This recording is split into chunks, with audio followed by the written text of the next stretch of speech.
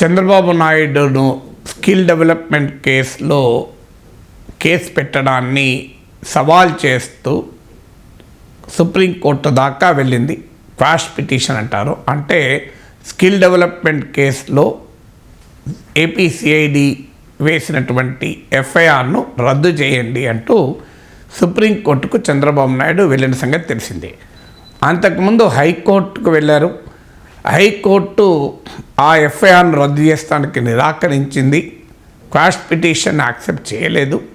దాంతో హైకోర్టు తీర్పును సవాల్ చేస్తూ చంద్రబాబు నాయుడు సుప్రీంకోర్టులో క్వాష్ పిటిషన్ వేశారు. క్వాష్ పిటిషన్ పైన ఈరోజు సుప్రీంకోర్టులో తీర్పు వచ్చింది. అయితే ఈ తీర్పు ఇద్దరు సభ్యుల ధర్మాసనం ఇచ్చింది. జస్టిస్ అనిరుద్ధ్ బోస్, జస్టిస్ బేలా త్రివేదీలతో కూడిన ద్విసభ్య ధర్మాసనం తీర్పు చెప్పింది. ఈ ఇద్దరు భిన్నమైన అభిప్రాయాలు వ్యక్తం చేశారు.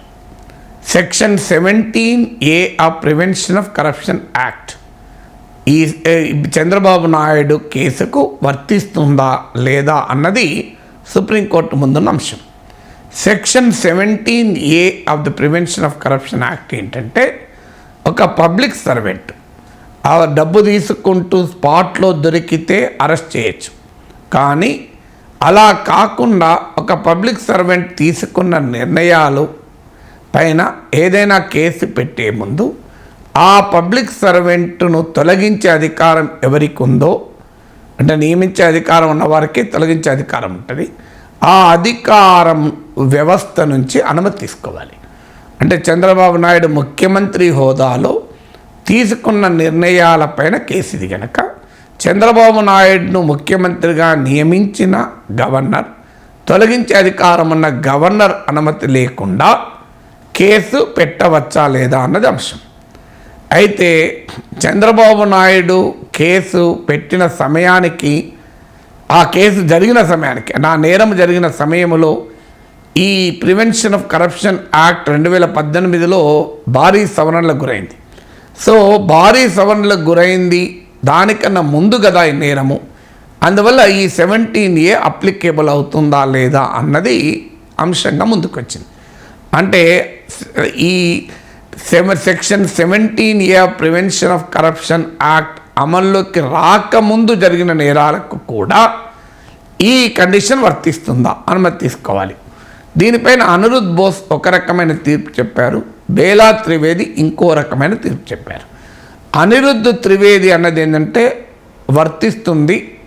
ఈవెన్ ముందు జరిగిన నేరాలకైనా ఒక్కసారి ఈ చట్టం అమల్లోకి వచ్చాక, ఈ సెక్షన్ అమల్లోకి వచ్చాక ఏ కేసులు పెట్టినా కూడా అనుమతి తీసుకోవాల్సిందే. ఆ నేరం ఎప్పుడు జరిగినా మంచిదే. అందువల్ల చంద్రబాబు నాయుడు విషయంలో కూడా గవర్నర్ అనుమతి లేకుండా కేసు పెట్టకూడదు అని ఒక జడ్జి తీర్పు చెప్పారు.